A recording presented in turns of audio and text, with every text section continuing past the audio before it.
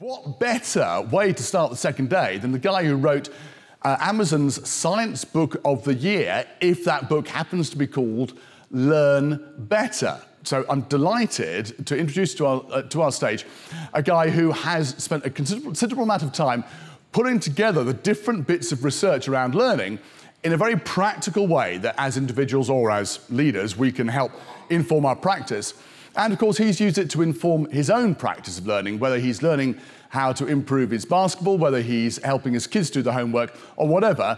He himself has learned and is learning how to learn better. Ladies and gentlemen, please welcome Ulrich Boser.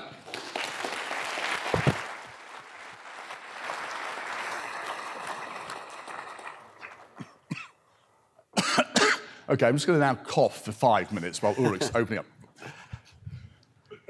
Thank you so much for being here. I have a little confession to make. It's embarrassing.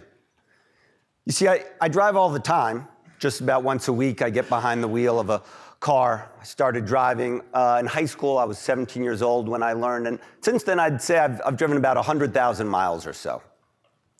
But here's the thing. I have not gotten better at driving.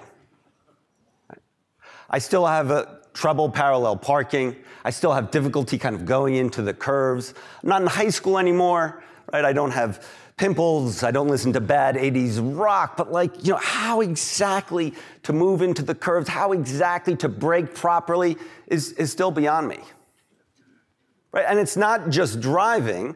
Handwriting is the same thing, right? I've started to learn how to write when I was in elementary school. I write a note just about every day, a note to my kids, a message in a meeting. And here's the thing about my handwriting. It's actually gotten worse over time.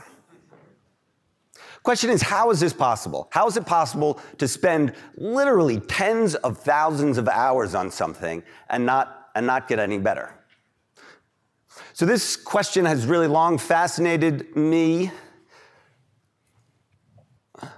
Since I was a little kid, that's me in fourth grade, and I really had a hard time learning.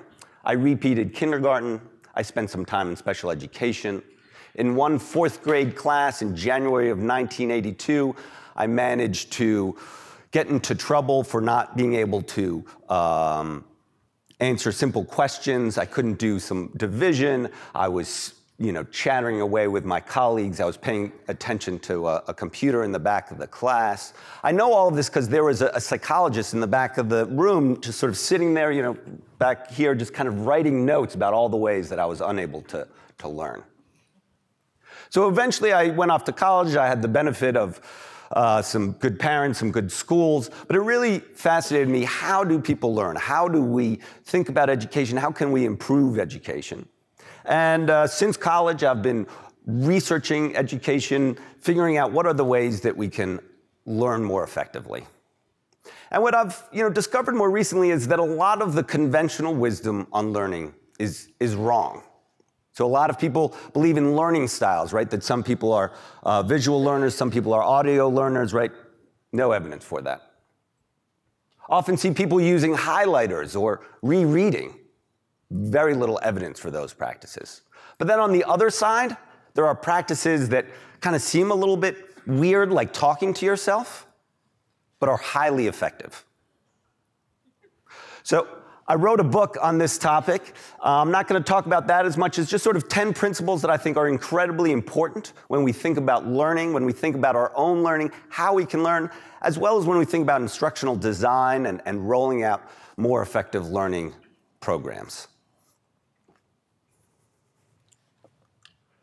So we're going to run through these. The very first I have here is make meaning. Right? That learning itself is this very active process. Right? It is something that we need to understand. We need to engage.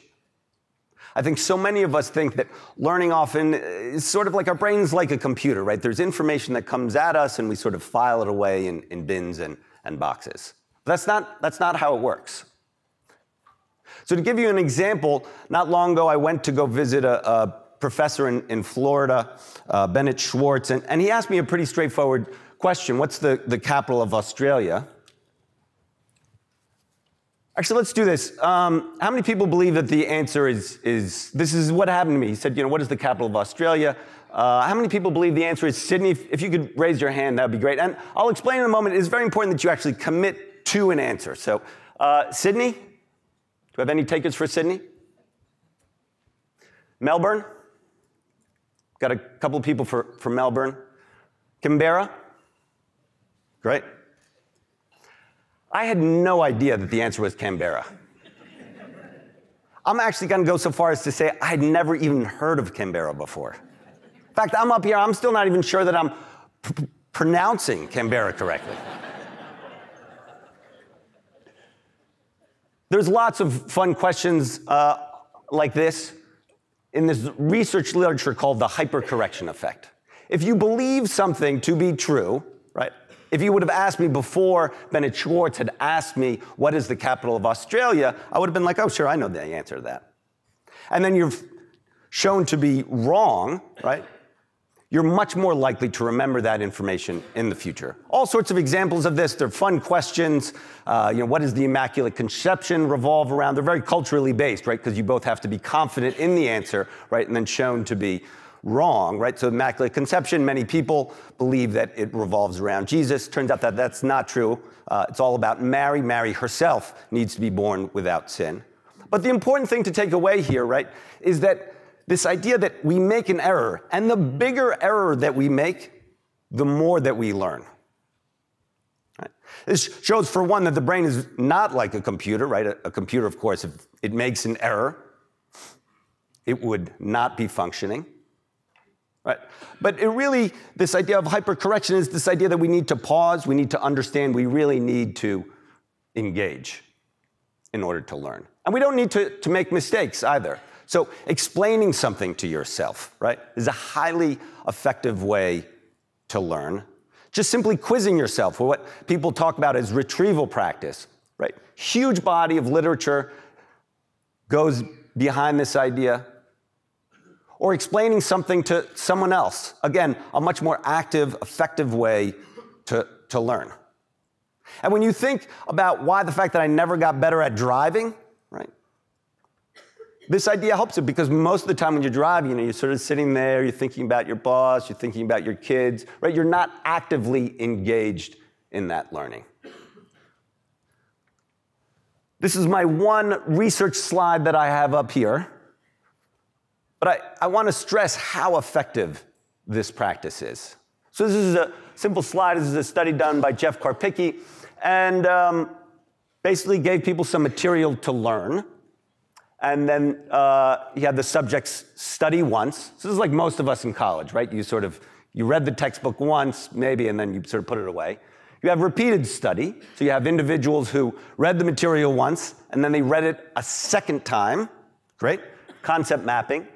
And then retrieval practice in this far slide here, far bar. And these individuals read the material, closed the book, and then just wrote down everything that they knew. We often think about retrieval practice or kind of this type of low-stakes quizzing or explaining something to yourself or someone else as something that's important for low-stakes, or low-level kind of factual knowledge. But this slide is actually the assessment here was measuring real deep understanding of the material that they read. We can use this in all sorts of ways. I've started to use this a lot more even in my own life. With my direct reports, I engage in repeat backs. This is a common management technique. You give someone instructions, you ask them to just simply repeat it back. I now use this with my wife as well. She tells me, hey, you should pick up the kids, get the groceries, and I repeat it back. This works because it is an active form of learning. So again, our first takeaway here, first big principle, make meaning, and ways to do that: testing yourself, explaining to yourself, explaining to other people, summarizing that material. Second principle is the blessing and the curse of knowledge. So if I haven't made it clear, I really like testing. I really like quizzes. And so we're going to have a little bit of a sort of game quiz here together. This is a humming game. It comes from a book by the Heath brothers. And this is what I'd like you to do. Think of your favorite song. Okay. It can't be Happy Birthday. Right. And it can't be, you know, God Save the Queen. You know, it can't be an incredibly sort of, you know, God Bless America. I'm assuming that that's not going to be the song here today. And so if I had a partner here, if Don was my partner, I like Frank Sinatra, I'd be like, which is Strangers in the Night. So if you could just take a minute, and both partners could hum to each other would be great. We're going to come back in 5, 4, 3, 2, 1. So I know there was a lot of humming. I heard it. I'm going to call on Susan here. She's going to hum for us for a moment here. Susan?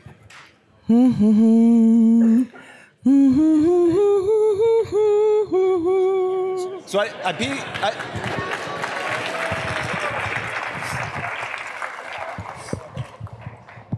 once the mic went away, Susan said, "That's embarrassing." The point of this exercise, I play with my kids a lot, is that it's incredibly hard to guess the song, but you hear it so clearly in your own head. Whether it's me humming Frank Sinatra or Susan humming the Beatles, right? You hear it in your own head. It's crystal clear. You hear the drums or the Frank Sinatra's voice, and yet you watch the other person, you're like, how is this possible? They don't get this song. They should know this song. The important takeaway here is that thinking, learning, is infused with knowledge, right? The way that we think is really embedded in the content, in the things that we know. So this makes knowledge a curse. Right? So often I'm just going to let you look at this for a second. So often we use acronyms or jargon, and we assume that the people that we're talking to know exactly what we're talking about, right? You know, here in this room, UK, I feel like we're probably on the same page of what it stands for. I'm, as I've already made clear, at least in my accent, from the US, and so UK stands for the University of Kansas. And it's funny, you know, I came up here to talk about the curse of knowledge, and I've given the speech a number of times, and usually I tell people, you know, not to sing, you know, American songs, right, like the Star-Spangled Banner, and I had to think to myself, wait a sec, this crowd isn't possibly going to sing that. The point here is that the curse of knowledge is with us all the time. It is so hard to get out of our own heads and think about, what is the learner actually thinking? What is the person that we're engaging with? What do they know? What do they don't know? And that is this curse of knowledge, and it happens to us all the time, right? When we're using any type of analogy, I'm in the US, so I'd say, oh, you know, a politician might be the Steph Curry of sports. If you don't know who Steph Curry is, arguably the best basketball player in the NBA right now, you guys should really know this. In the US, the flip side, right? I might say someone is the Ronaldo of sports, and I really draw very similar sort of blank stares. What's important here, though, is that knowledge is also a blessing. Ask this quiz question, best predictor of learning, age? Could you raise your hand, please, if you think it's age, A? Sorry, can I ask, what do you mean by the question? So if Don is the student, what is the best way that I can predict whether or not he's going to gain this information, right? So if I want to teach him about coffee, types of grinds, beans, what is the best way for me to predict whether or not Don is going to know this information? So since we think in terms of the concrete rather than the abstract, we're going to use Don here as our sample student. Once again. So Don wants to learn about coffee. Should we say, you know, age is the best predictor of whether he's going to learn that material or not? Anyone voting for A? Just raise your hand. You won't hurt Don's feelings, by the way, if you do vote for A. Learning style, B. Some votes for learning style. Prior knowledge. Great, we got a lot of hands for prior knowledge and personality. This is really a vote for Don, incredible charm here. Thank you, thank you. The answer here is prior knowledge. What you know is the best predictor of what you're able to know in the future. And the reason is knowledge. So often I'm in events such as these where people will argue, you know it, you don't need to know content anymore. It's all in your phone, Google away. We don't need to really learn that material. Memorization is, of the past. It's like a stagecoach. It's a technology that we don't need anymore. And I'm here to tell you that that's wrong. My favorite example is, haben Sie heute Morgen gefrühstückt? Which is German for, have you eaten breakfast this morning? You can Google each of those words on your phone immediately, but unless they're fluent, right? Unless they come top of mind, it is very, very hard to be fluent in German. So again, this principle, what is the curse and blessing of knowledge? Third is honor short-term memory. Gonna have another quiz here. The question is, how much data can you store in working memory, the brain sketchpad? A, 1 item. Raise your hand for that. Anyone for 1 item? This is a tough crowd here. B, 3 to 5 items. And then more than 5 items. So for a long time, researchers thought that it was more than 5 items. We look at the history of telephone numbers. This is the history of telephone numbers in the UK. I myself did on the flight over here get out of the curse of knowledge. Usually this slide is about telephone numbers. In the US, though, interestingly, very similar. When they first rolled out telephone numbers, they thought about the research and said, we're going to base telephone numbers in places and numbers. So if you lived in Wimbledon or you lived in London, you would have some information around that area and then some digits attached to that. Then researchers, this was in the 1950s, thought that short-term memory was around 5 to 7 items. And so that's why we have numbers like the area code 020 and then 3141 1945. But now what we've realized is that even those numbers are too much. They overload our short-term memory, and so we're not able to fully engage. So if you've ever had that experience where you're trying to call into a conference line and you're supposed to remember that code and you cannot, your brain is perfectly normal. This happens to all of us. This is a built-in feature of how we think, how we learn. And that helps us also understand why companies, like the telephone companies, have realized that if you really need to know something, it needs to be very, very short. And that's why we have emergency numbers 911 in the US, 999 here, 3 digits. The takeaway for us is don't overwhelm short-term memory. If you're giving a PowerPoint presentation, keep those slides very simple. When you're trying to engage students, bring it down into chunks. One of the benefits of knowledge is that it actually allows us to expand our short-term memory. You can see this actually in the second number.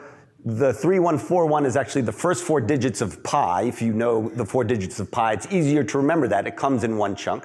If you know the date in which World War II ended, you can chunk 1945 into a single bit of information. Point here, don't overwhelm short-term memory. We do it all the time. We do it to ourselves. This helps us understand also why we can't multitask.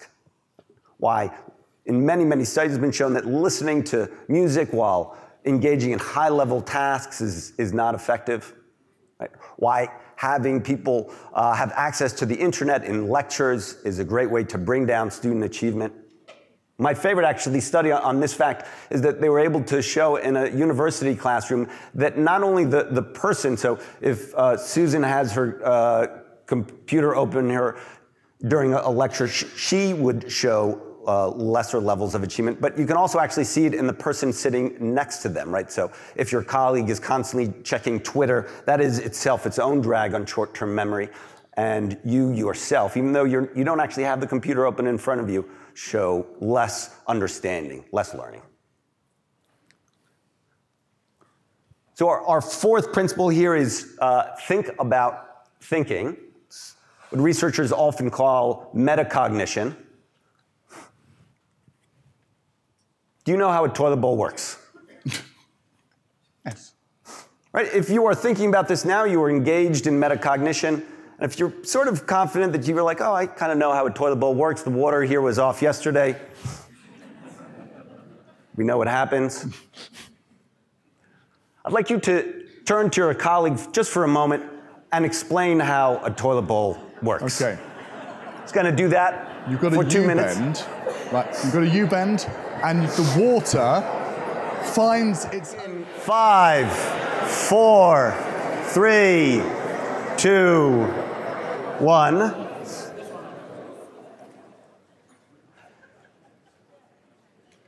People are overconfident. People are incredibly overconfident about their overconfidence. I didn't do a survey in the room. You guys were answering a lot of these quiz questions correctly.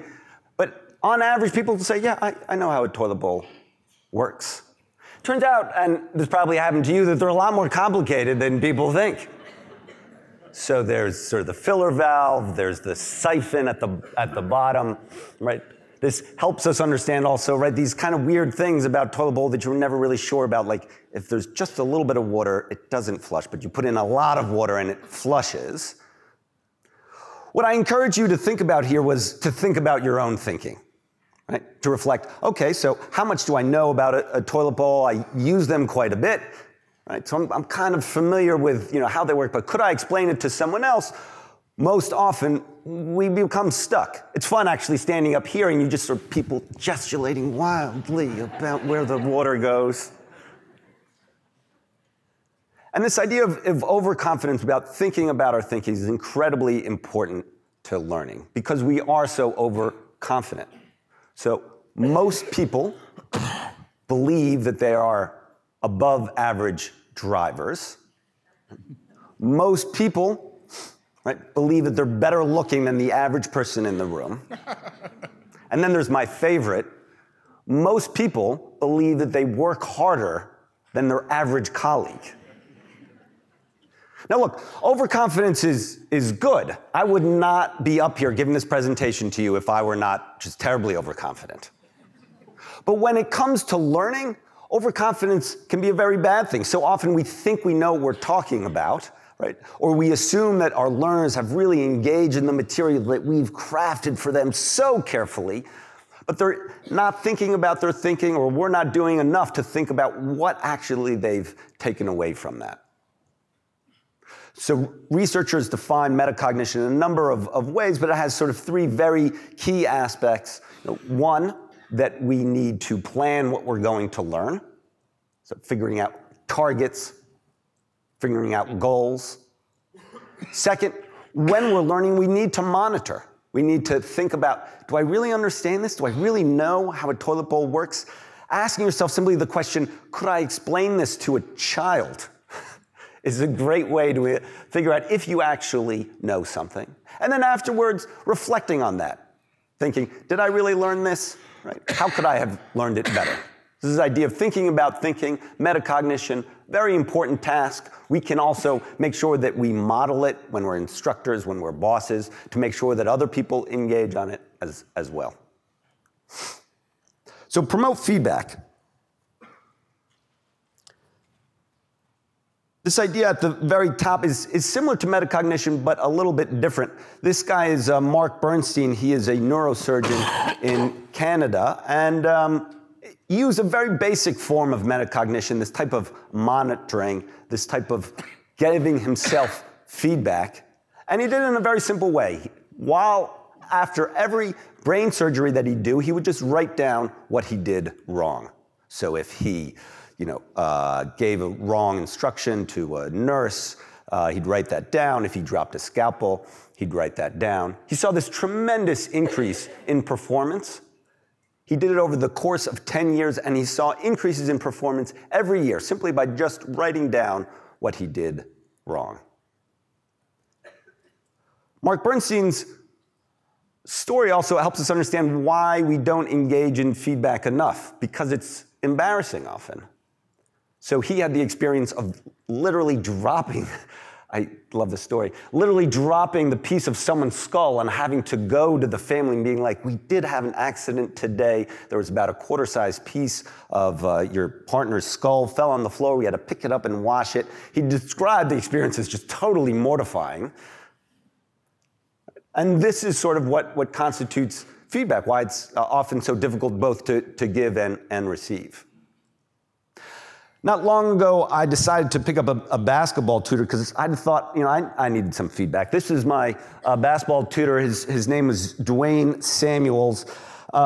He played for the Harlem Globetrotters, if that's familiar to you all, but sort of a professional basketball league in the U.S. It's pretty humorous, for lack of a better term. And what was remarkable to me is that as I mentioned earlier, I've spent my whole life thinking about education, writing about it, speaking to researchers, and I go to this, class with Dwayne Samuels. Again, I'm going to stress the embarrassing nature of feedback, because when I would go to my classes with Dwayne Samuels, most of his clients, let's actually go a little further, basically all of his clients were children about the same age as my own children. So, somewhere between 9 and 12. And so I would have to sort of go in and not look at the other parents there or sort of pretend like I was picking up my own child. And yet I have 1 or 2 classes with Dwayne Samuels and I got incredibly better. And it was often these just very little things. Now, just to say at the top, I decided to go to Dwayne Samuels because I am not a very good basketball player. I played with a group of old or middle-aged kind of pot-belly guys and realized that I myself was a little bit more sort of middle-aged and pot-bellied than many of them.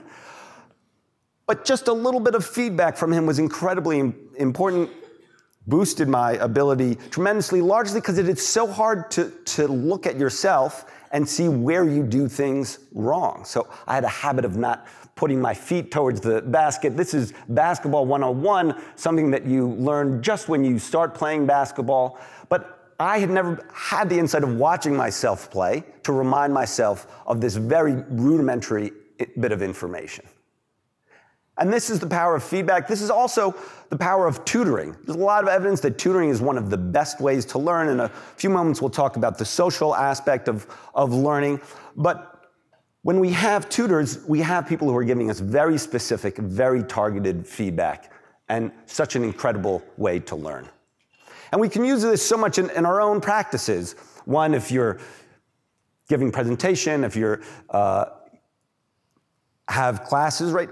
Open up spaces where people can give that type of feedback. And also make sure that people have ways to give feedback, those types of venues, whether they're emails or surveys or other types of assessment.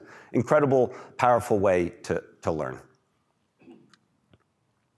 So we're going to move on from this one. I'm getting feedback here right now, and the feedback isn't good.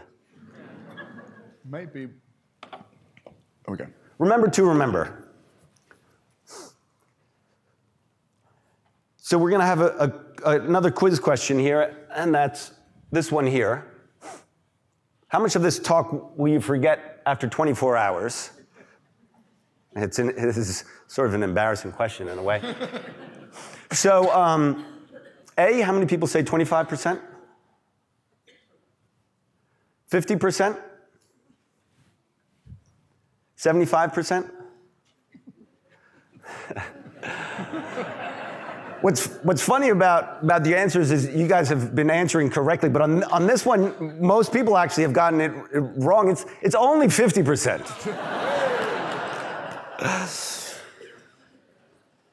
If I haven't made it totally clear, I am very honored to be here and speak with you, share what I have learned about learning, talk a little bit more about what we know about some of the very basics of research around learning.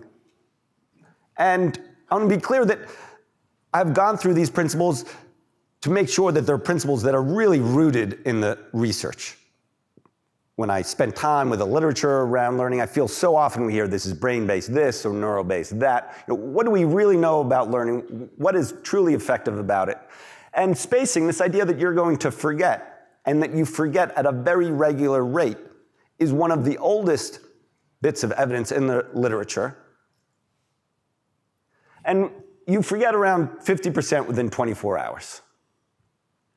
Clearly very depressing, but we have good news too. This is the forgetting curve, might be familiar to many of you, and you can see here this is day one, and you can see where about 50% of what you learn is going to be forgotten. But again, I talked about at the beginning that so much of the conventional wisdom around learning is wrong, right? So often see people using highlighters, right? Yellow, green, pink ones, no evidence for them. We often view forgetting as a terrible thing. But forgetting can be very, very powerful for learning. Because when we forget, we have an opportunity to relearn. And when we relearn, we know something for far longer. This is what this forgetting curve shows, right? You forget, then you learn it again, and eventually if it's 4 times in the case of something like this, the forgetting curve in this context is very much based on, if you were not to know any Swahili and I teach you a Swahili word where we can, say confidently that you're going to forget it, by the 4th time eventually you know it. When it comes to the practice of teaching, learning, training, development, we need to know that people are going to forget. We need to give them opportunities to remember. This goes to something deeper about our brains, and that is, and this is a kind of a quirky thought, but bear with me for a second. You don't actually really forget. There's a fair amount of evidence that every experience that you have is somewhere in your brain. If I were to ask you, do you remember a locker combination from when you were 13, most people would be like, no, that guy's crazy. But if you actually have that information, more so than random chance, people are able to remember, or at least guess at what old locker numbers combinations are. And there's theoretical evidence too, when you think about the number of neurons that we have, it is possible for us to remember every experience that we've had. The real difference is retrieval, our ability to pull something from memory. And to a degree, this is a good thing, right? You want to remember where you parked the car today. You don't want to remember where you parked the car last week. So the more that you pull something from memory, the more that you're able to retrain that information, the more that you're going to be fluent in that information. So again, forgetting is a good thing, and just wanted to give a very concrete example. This guy is Roger Craig, plays on Jeopardy, which is an incredibly popular show in the US, and he wanted to be on Jeopardy for so long. Even when he was a little kid, he played Jeopardy with his parents, and Jeopardy just has these very basic factual information type questions, like what is the capital of Australia? Some of you guys should think about competing. So Roger Craig comes across the evidence around the learning curve, about the value of forgetting, the degree to which we forget at this very precise rate.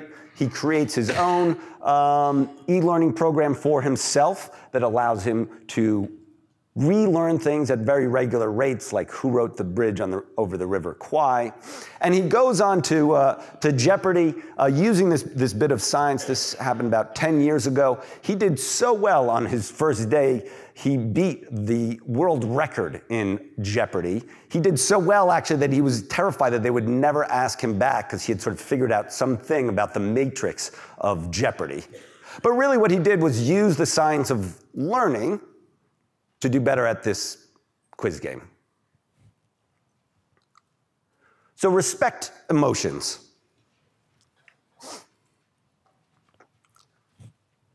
So I'd like us to sort of take a moment. I know it's early in the morning and I run the danger of having you fall asleep, but I'm going to ask you to close your eyes for a moment and think about your childhood bedroom. And do this for about 30 seconds. Think about your childhood bedroom. Think about the color on the walls. Where'd you keep your toys? Where your bed was.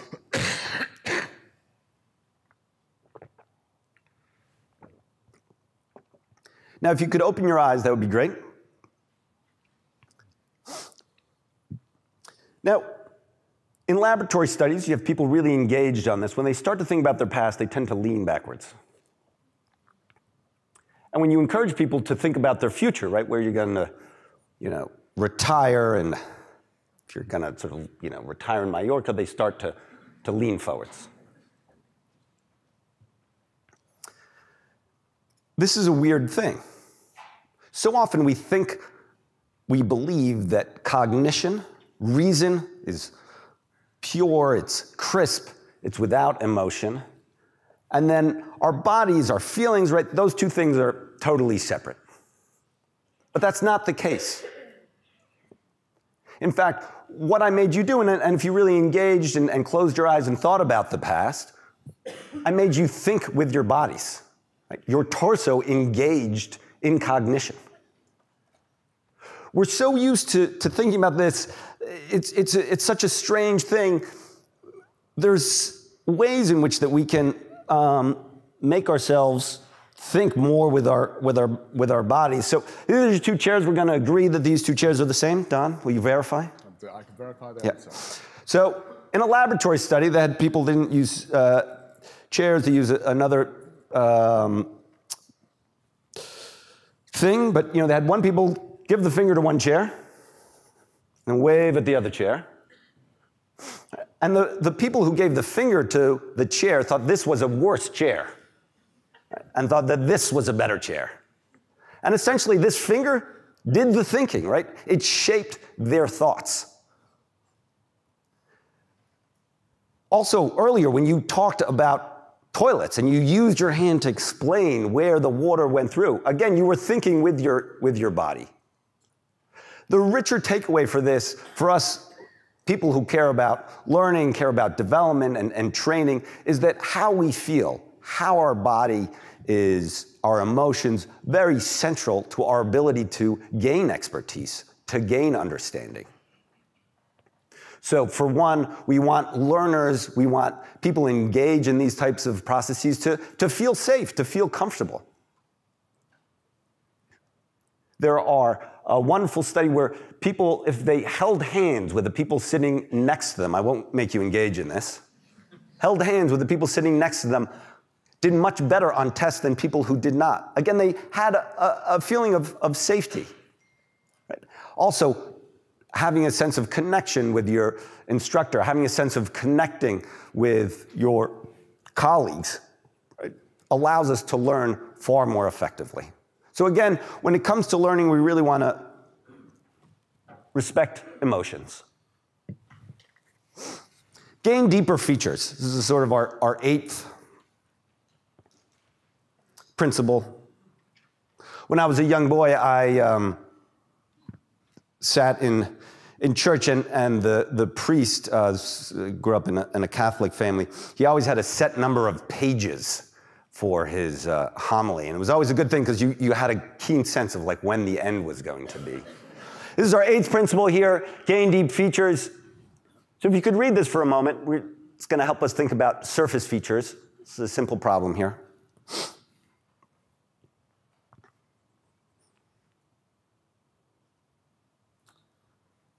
So the surface features in this problem are all the details about Mo, right? That this young man has a small frame, has these large ears. Surface features, concrete details, they capture our attention when we think about communications, when we think about marketing. These are the details that we pay attention to. But when we learn, and especially when we learn in workplace contexts where you want people to learn something on the learning program and then apply it, whether they're in accounting or in HR, what's important is the deeper feature. And the deeper feature in this is, I did change the slides, is 5 plus 7.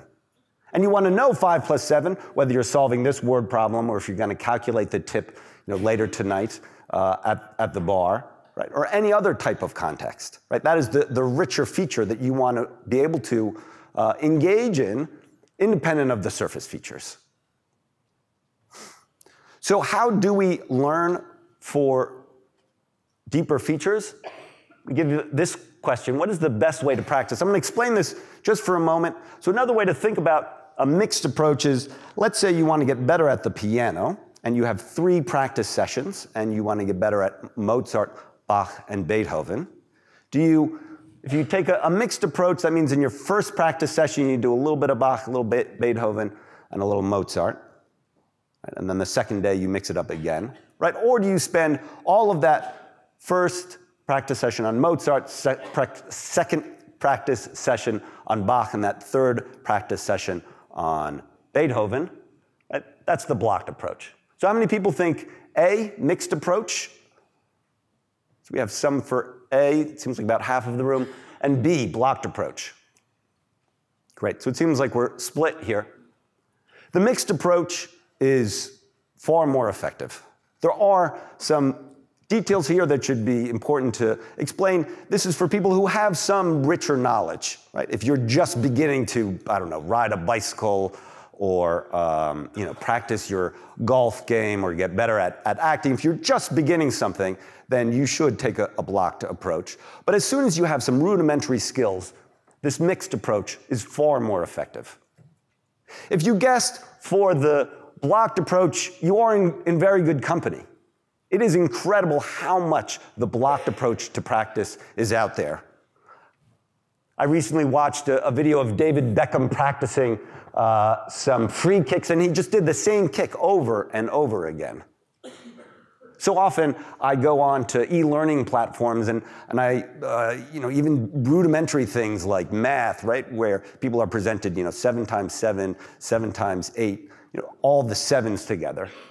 When the evidence is just incredibly clear that mixing up your practice is a much better way to go. So if I were David Beckham, and I am not, right, much better doing a free kick, a little bit of dribbling, honing his passing, and then going back to the free kick.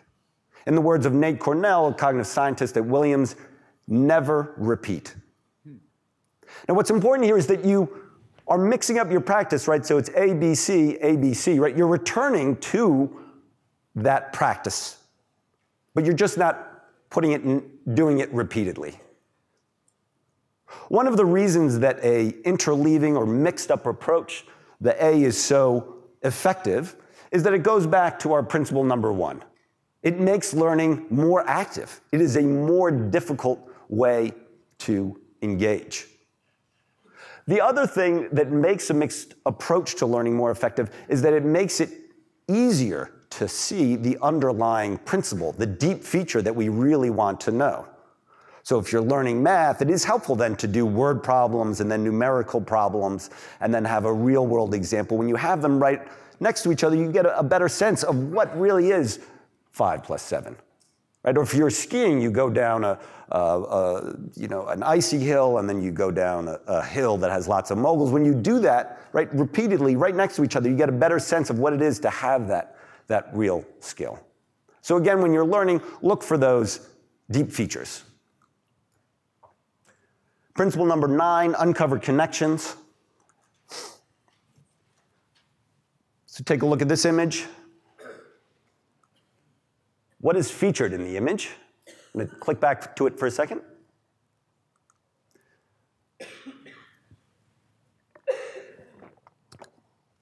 How many votes for a amphora? A. A funeral urn? B. Got a couple of votes. And C, a Ming Dynasty vase. Lots of votes. Great. How did you know it was a Ming vase? Memorization? Any votes for memorization? It got sort of, I'm not sure what that was, like a half a vote, but I liked it. B, experience. Some votes for experience. And C, analogy. Some votes for analogy. The correct answer here is C, analogy. So when we go through, and I'm not 100% certain here, but I'm going to explain why I think C is the correct answer here. So memorization, unless some of you work in an antique shop where you see images and handle lots of Ming vases and you study them, right? I'm going to assume that that hasn't been the case, so we're sort of saying memorization isn't it. Experience. This amphora comes from the Los Angeles County Museum of Art. It's in sort of one of the back rooms. I'm going to assume that few of the people in this room have sort of seen this firsthand. So analogy is the correct answer because basically what you did is you thought to yourself, I looked at the colors, I looked at the beards, I looked at the shape, and it looked like other things that I think are Ming vases. You engage in a form of pattern recognition. This is incredibly important when it comes to learning. Early on, I took a traditionalist view, arguing for the benefit of knowledge, of facts, how important they are to learn. But fundamentally, that's not why we learn.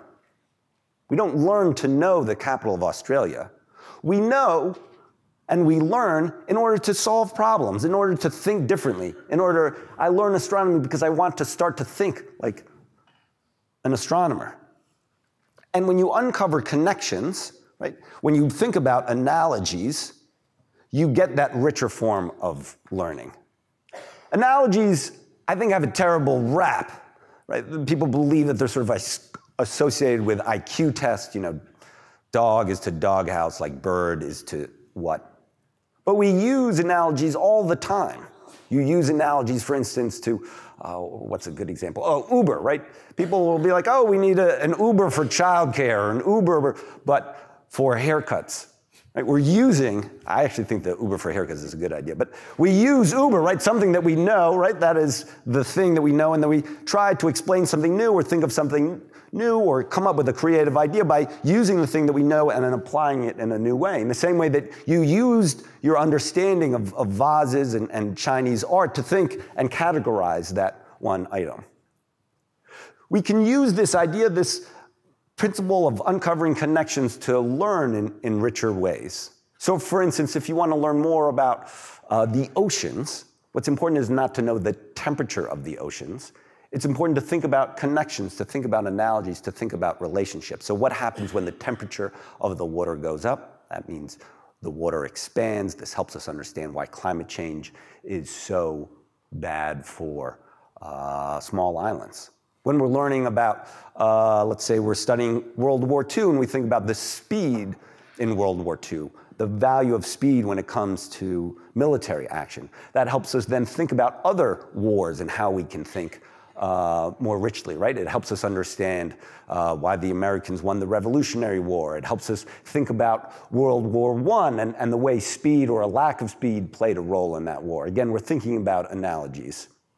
And when we think about Canberra being the capital of Australia, we start thinking about why is it that some nations choose, and the US is another one, for political compromise, some city, whether it's Brasilia or Washington or Canberra, these outlying cities, not a major economic hub, as their political capital, right? It helps us think about sort of history, politics, and geography in new ways. So again, when you're learning, uncover connections, look for systems, look for relationships. This is actually what we want to learn when we're learning. When we want to give our staff, our colleagues expertise, we don't want to give them the facts, we want them to think about how those facts connect to other facts.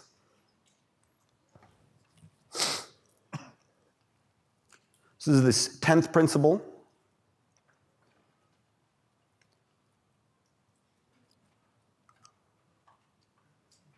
What is the most effective length of a pause during a speech or moment of instruction? A, 1 second. Raise your hand. No one for 1 second. Around 2 seconds. 3 seconds or more.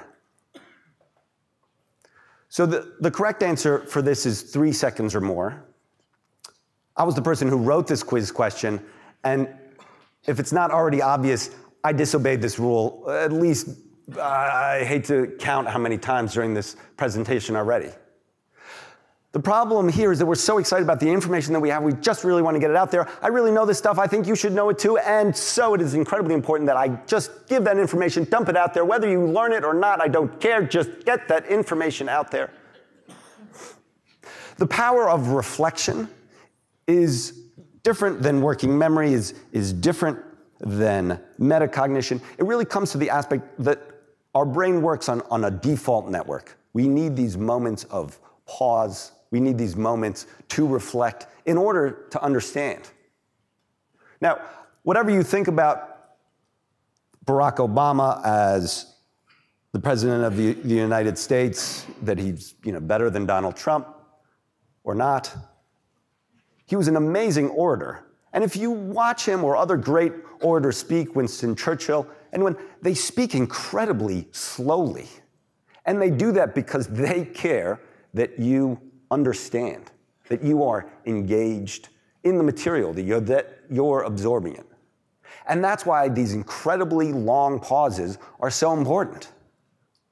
The issue is, of course, that 3 seconds is long. Awkwardly long. But when we're thinking about learners, when we're thinking about people who are trying to engage material, whether it's ourselves or our colleagues or our staff, we need to make sure that we open these opportunities for them to reflect. So some of that can be simple reflections, little essays that people write. Some that's just making time for people to share their ideas, their key takeaways with their colleagues. And then also making sure that you have these types of longer pauses. So I'm going to take a moment to allow you some questions to quiz me. There we go. And again, thank you so much for giving me the time to talk here.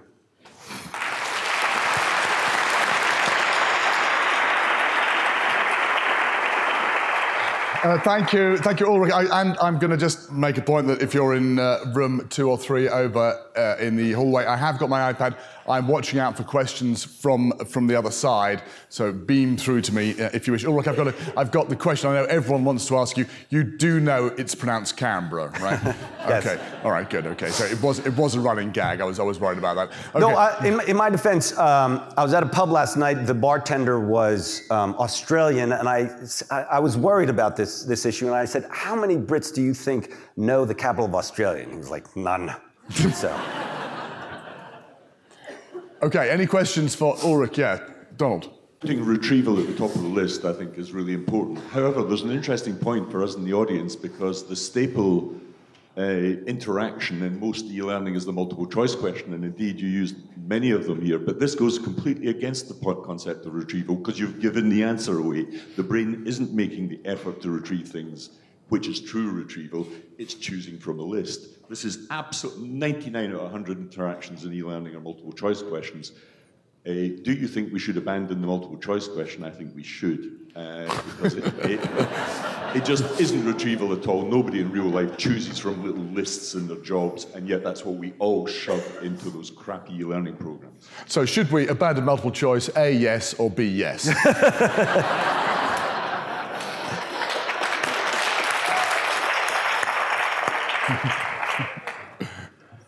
You give me so many options. What's fun about being up here on this stage, right, is that I'm not actually rolling out programs where I have to think about trade-offs. Right? And the multiple choice question, right, is an effort to create a trade-off, which is that it's easier to, on the sort of instructor side, right, on the development side, it's just simply easier to collect that data than to read those essays. I would push back slightly on the idea of a raw lecture, right, where I'm just throwing the information at you. That includes no retrieval. A multiple choice question, I mean, you do, and you can construct them better or worse, right? I mean, what is the capital of Australia is a classic multiple choice question which promotes no richer kind of thought, right? You just simply want to know that factual answer. Certainly, you can create them so they get a little bit better, and they do make people engage, right? So the hypercorrection effect, getting these things wrong, they do take us one step in that direction. So,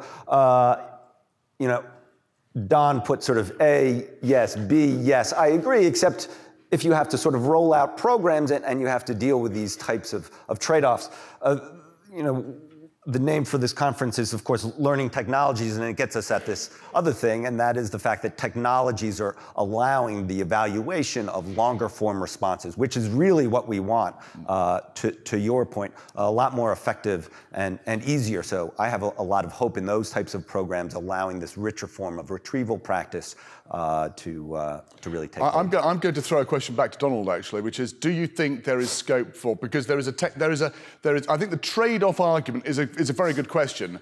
Actually, what can we do, given the resource constraints we operate in? But do you think with AI, there is the possibility, or some other technique, that we can use longer form answers, but that not be a resource constraint for us? In other words, you don't have one person trying to work out, do 1,000 people get it?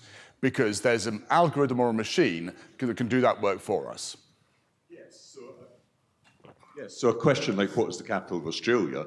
If you then have to type in what you know or don't know, you actually type in Sydney, make the mistake, get it correct. That's far more powerful learning experience than getting the list, because you can cheat multiple choice questions quite easily. You get 25% right on if the options are there anyway. But the true answer to this question, I think, is absolutely. You know, the NLP, you know, the understanding of speech. NLP meaning natural language processing. Yeah, not neuro-linguistic programming, yes, not the Ponzi scheme. Okay.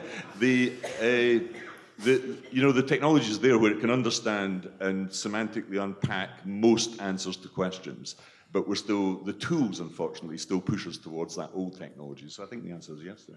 Okay, so good. Yes.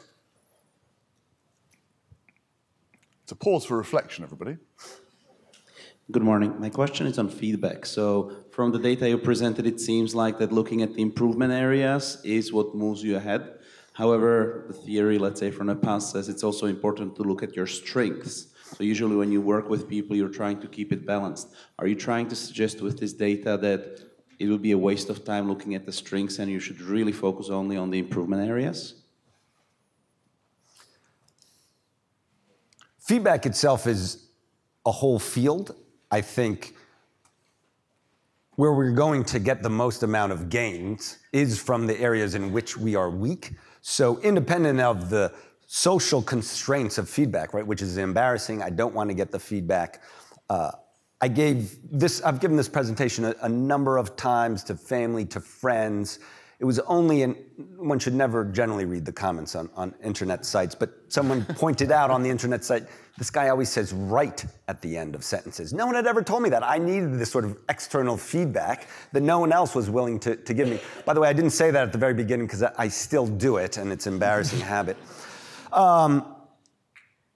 Look, we're social beings, and so, you know, compliments, knowing where your strengths are incredibly important, and it allows you to also Let me maybe be more specific. So then, if you do the reflection for yourself at the end of an activity, would you again suggest that you look only at the things you would improve yourself? So take away all the social interaction, the need for reconfirmation, but really, if you do it yourself, just improvements or both?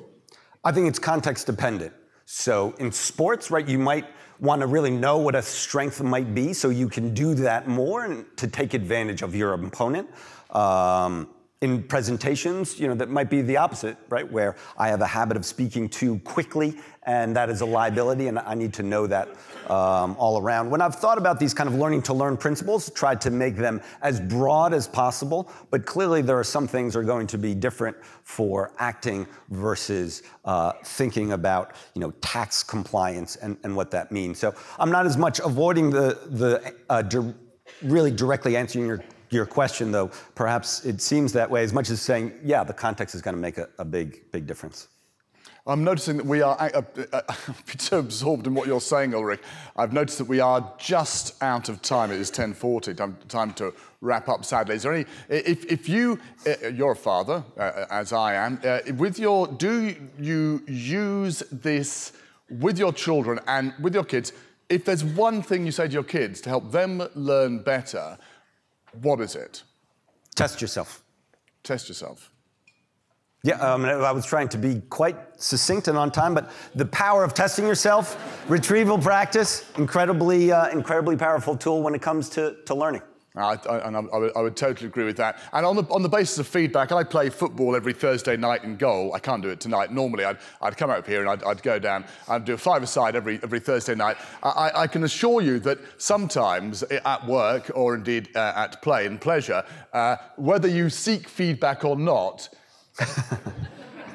you're going to get feedback, especially if you let a goal in on your near post, right? It's going to happen. And that strong feedback often leads to a very rapid performance improvement, even with a certain amount of social embarrassment.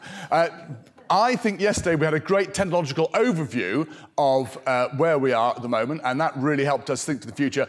This is fundamental. This is learning. This is what we're here for. We are the Learning Technologies Conference. I'm delighted to have two great keynotes that have really made, well, certainly me, and I hope everybody else here, think about what the heck we're doing in our industry. And Ulrich, I'd like to say once again, thank you very much. Thank you.